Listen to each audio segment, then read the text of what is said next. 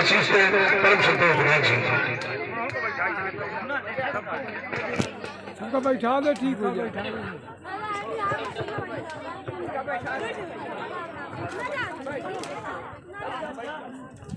आज ग्राम पंचायत बरहुला के पिपरहिया धाम में आयोजित हमारे जल संरक्षण एवं संवर्धन कार्यक्रम में उपस्थित हमारे भारतीय जनता पार्टी के हमारे जिला के उपाध्यक्ष आदरणीय कुंवर पुष्पेंद्र सिंह जी, उपस्थित हमारे भारतीय जनता पार्टी डभौरा के मंडल के अध्यक्ष आदरणीय ओम प्रकाश उमलिया जी, हमारे जवा जनपद के हमारे सीओ आदरणीय अरुण भारद्वाज जी, उपस्थित हमारे बरहुला पंचायत के हमारे आदरणीय सरपंच आदरणीय देवदत्त तिवारी जी, हमारे भारतीय जनता पार्टी डभौरा युवा मोर्चा के हमारे मंडल अध्यक्ष और बरहुला क्षेत्र के ही वासी आदरणीय दीपक तिवारी जी,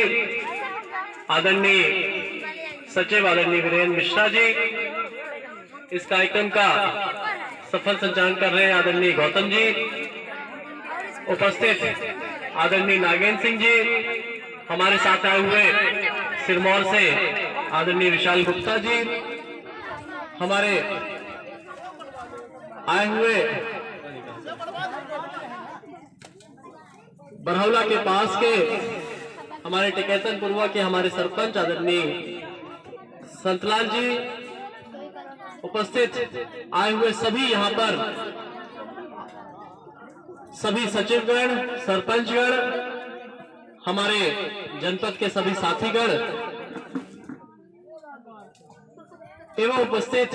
हमारे बरहुला के और आसपास के सभी हमारे बुजुर्गगण, नौजवान साथी एवं माताएं एवं विराजमान हमारे महंत जी, संत जी, सर्वप्रथम में आदरणीय सरपंच साहब देवदत्त तिवारी जी को, सचिव जी को और सीओ साहब को बहुत बहुत बधाई देता हूं कि हमारे इस बरहुला के इस ऐसे दिव्य स्थान पर, और ऐसा दिव्य स्थान ये जो है कहीं न कहीं हमारे मोहनैया से लगा हुआ क्षेत्र है, जहां पर सबसे ज्यादा मेरे ख्याल से बरहुला में अगर कहीं सबसे ज्यादा पानी की समस्या है तो हमारे मोहनैया में है। और मोहनैया ऐसे दिव्य स्थान के बाद पास में रहने के बावजूद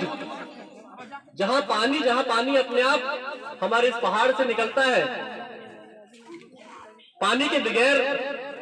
उनको अपना जीवन व्यतीत करना पड़ता है। अभी कुछ दिन पहले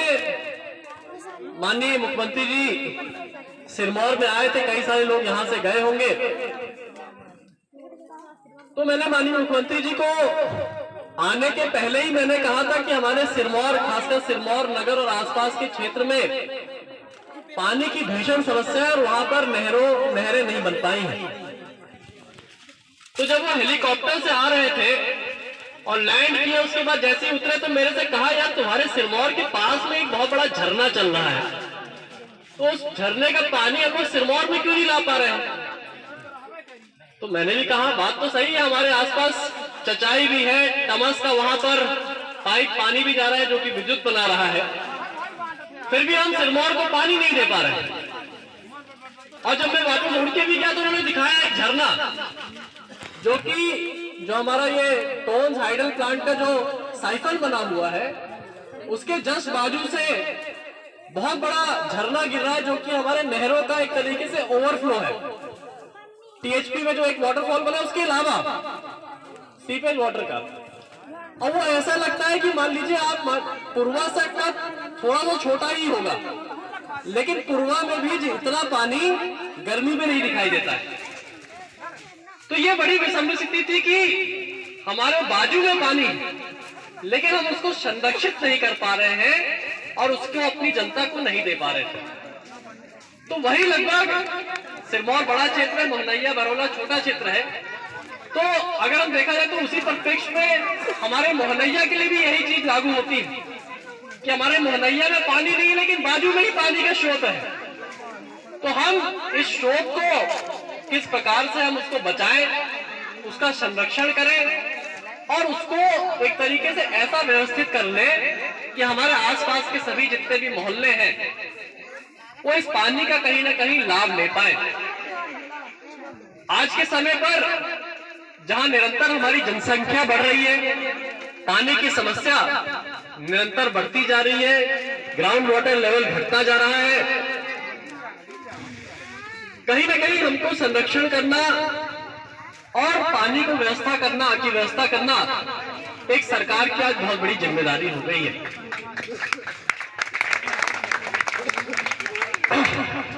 माननीय मुख्यमंत्री जी से मैंने ये भी विषय रखा था कि हमारा जो टोल्स की जो ये नहर है, ये लगभग 7 साल क्या 9 साल हो गए इसको हमारे भूमि पूजन किए हुए, और वो अभी तक यहां पर नहीं आ पाई पानी उसका। और उसी दिन उन्होंने चीफ से हमारे जो सीएस है इरिगेशन, उनसे बात करी और कहा कि इसको तेजी से हमको काम लगाना, चुनाव के पहले ये नहर चालू करके देनी। और आप देख रहे होंगे, मैंने भी अभी ऊपर से जब खड़े होकर दिखाई दिया तो मैंने देखा कि इसका काम काफी तेजी से लग चुका है। और मैं आपको वादा करता हूं कि इसी साल नहीं तो अगले साल के गर्मी के पहले ये नहर में पानी हमारे सोन नदी का पानी हम ये तराई अंचल क्षेत्र में भी आप लोग के बीच में देने का काम करेंगे। ये जिस दिन नहर चालू हो जाएगी तो इस क्षेत्र की पानी की समस्या आधे से भी बहुत ज्यादा कम हो जाएगी। नहर आने से खेतों में पानी की सिंचाई होती है, यहीं से इसी से मेरे ख्याल से लोग साइफन निकाल लेंगे, हमको मोटर भी नहीं लगानी पड़ेगी। साइफन में केवल पानी वहां मोटर डाले बने, एक तो पाइप डाले और झुला देंगे तरफ और वहीं में पानी आ जाएगी। तो इतना अगर करेगा पड़ी, उसके बाद ये पूरे क्षेत्र में पानी की समस्या फिर न बची। तो जल्द से जल्द मैं कोशिश कर रहा हूँ कि ये हमारा त्योथर फ्लो का पानी हमारे तराई अंचल में, हमारे अतराइला, बरहौला, ये आजू बाजू के जितने भी गांव हैं जो जुड़ रहे हैं इससे, इनमें हम जल्द से जल्द पानी की व्यवस्था कर दें। जवा तक वाली लाइन तो पिछले साल ही चालू हो गई, इसी साल हमने चालू करवा दी थी, उस पर भी मरम्मत बहुत तेजी से चल रही है। इसको भी हम जल्द से जल्द शुरू करने का काम करेंगे। मैं आशा करता हूं कि सीओ साहब को ये जानकारी होगी कि माननीय मुख्यमंत्री जी ने ये निर्देशित किया कि हर जिले में 70 हमको नए तालाब बनाने हैं। और ये तालाब अगर 70 जिले में बनेंगे तो हमारे जवा में भी 10 से 15 तालाब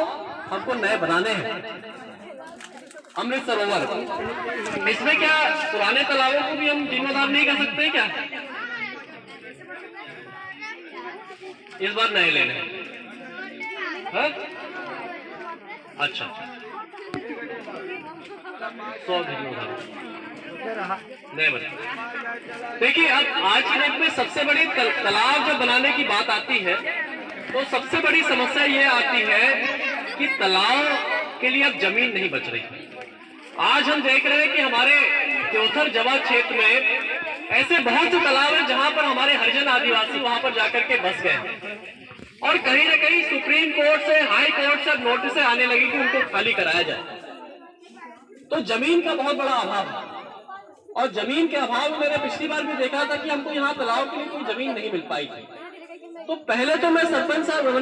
मेरे ख्याल से सीओ साहब ये भी ध्यान दें कि हमारे इस क्षेत्र में बहुत सारे ऐसे तालाब हैं जो कि सरकारी रिकॉर्ड में दर्ज तालाब नहीं है ना। तो पहले ऐसे तालाबों को हम जांच करें कि जो तालाब तो है लेकिन सरकारी रिकॉर्ड में दर्ज नहीं है तालाब, है ना। तो उन तालाबों को हम पहली प्राथमिकता में उनको तालाब को इस बार जोड़ दें, जिससे कि वो अब वास्तविक में जो तालाब कहीं ना कहीं उनका कोई जीर्णोद्धार करने की आवश्यकता हो तो उनको हम पहले प्रायोरिटी पे लेकर के उन्हीं को नया तालाब बनाया जाए। भाई अगर रिकॉर्ड में तालाब नहीं है तो उसको हम नया तालाब दिखा सकते हैं, भले ही वो पुराना तालाब है, ठीक है ना। तो हम ये कोशिश करें कि जो पुराने तालाब हैं लेकिन रिकॉर्ड में तालाब दर्ज नहीं है, ऐसे बहुत सारे तालाब मिल जाएंगे आपको, तो ये ढूंढे जाए और पहले सूची में आप ऐसे तालाबों को लें जो कि रिकॉर्ड में तालाब दर्ज ना हो लेकिन धरातल में हो, और उन्हीं का हम पहले जीर्णोद्धार करके हम उनको नया तालाब के माध्यम से उसको बनाया जाए। तो इससे मेरे ख्याल से हमारा काम भी आधा हो जाएगा और पुराने तालाबों का जीर्णोद्धार भी हो जाएगा। तो ये कोशिश की जाए। फिर उसके बाद हम अगर हो सके तो जैसे हमने ये हमारे जो गौशालाएं 2-3 जोड़ करके एक ग्राम में 2 तालाब या 3 तालाब का कोई बड़ा एरिया हो, जैसे जंजहाई में हमारे पास बहुत बड़ा एरिया है, तो ऐसे अगर कोई गांव में जहां बड़ा एरिया मिल जाए तो 2-3 तालाब जोड़ करके एक बृहद तालाब बना लिया जाए। तो ऐसी व्यवस्था अगर हम करें, जैसे घूमन में हमारा घूमन तालाब की परियोजना थी जो कि हम अभी तक नहीं बना पाए, सरकार का शासन से हमको पैसा लेने की आवश्यकता थी, तो ऐसी जगह को भी हम देख लें कि घूमन तालाब जो हम शासन की रूप से नहीं बना पा रहे हैं, हम पंचायत की तरफ से बना लें 3-4 तालाब मिला करके, तो एक बड़ा तालाब बन जाए एक तालाब की जगह, है ना। जैसे हम लोग 3-4 बना लेते हैं गौशाला, तो इसको हम कोशिश कर लें। बाकी निश्चित रूप से आज के इस कार्यक्रम से इस पूरे क्षेत्र की काफी मेरे ख्याल से इस क्षेत्र का फायदा होगा। मैं पुनः आप सब लोग यहाँ पर पधारे उसके लिए मैं बहुत बहुत धन्यवाद देता हूँ, और आप सबको आमंत्रित भी करता हूँ कि हमारा वॉलीबॉल का टूर्नामेंट जवा में होने वाला है, सब लोग वहाँ पर 3 दिन आकर के मैचेस देखें और अपना वहाँ पर सहभागिता दें। बहुत बहुत धन्यवाद। जय हिंद, जय भारत।